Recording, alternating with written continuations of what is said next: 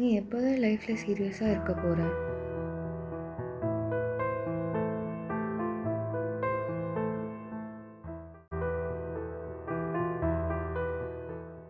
Graduation ஆகிட்டு கிட்டத்தட்ட 2 வருஷம் ஆயிடுச்சு.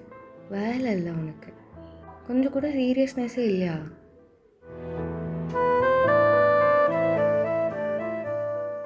எனக்கு ஏதோ இது ஒர்க் ஆகிற மாதிரி தெரியல. Let's break up.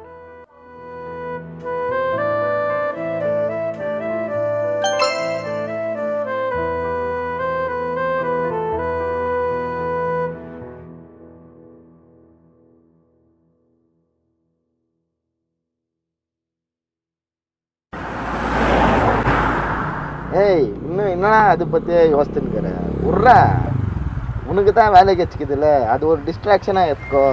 சும்மா. ஆமாடா, அது வருதான்னு பார்க்காத, ஆஃபீஸ் போனால் வருத்தெல்லாம் பாரு. பார்த்தா இல்லை அந்த டைலாகு, இதுக்காவது நீ தெரிஞ்சணும்.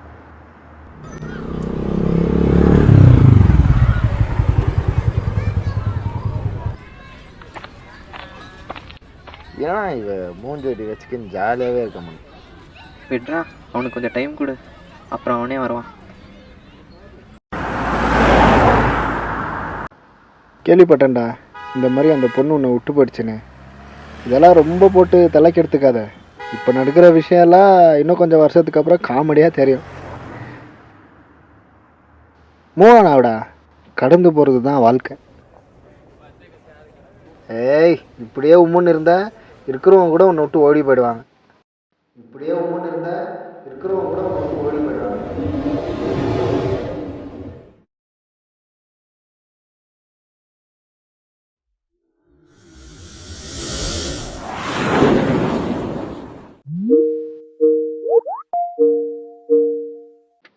ஹலோ தனுஷ், உங்களது ஒரு கன்சர்ன் எஸ்கலேட் ஆயிருக்கு. ஓ, அது கொஞ்சம் ரொம்ப பெரிய மிஸ்டேக் ஆயிருக்கு. ஓ அப்படியா? இதை கொஞ்சம் செக் பண்ணுங்க. இது நான் ஞாபகம் இல்லை, எங்கேயோ யோசிச்சுன்னு இருந்தேன். ஓகே, ஆனால் இது ரொம்ப சீரியஸான மிஸ். Try to understand. ஓ இல்லை, லெட் மீ எக்ஸ்பிளைன். நான் பார்க்குறேன், இருங்க, நான் எக்ஸ்பிளைன் பண்ணுறேன் உங்களுக்கு.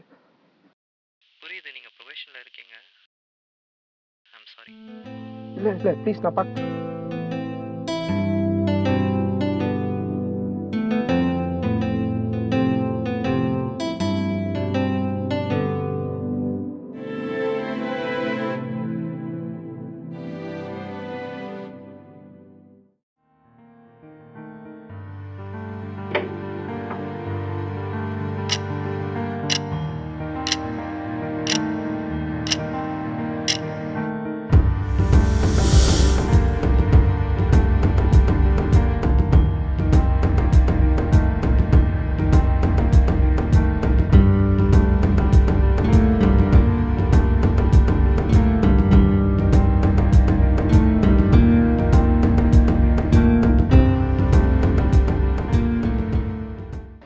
எனக்கு தெரிஞ்சவனுக்கு முன்னாடி இப்போ 2 பாதை இருக்கு.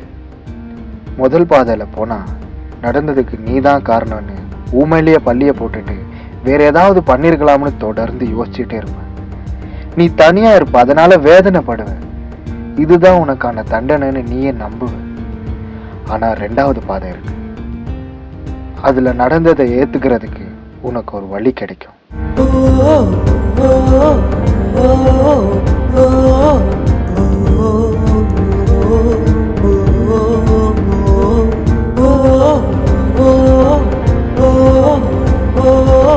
Oh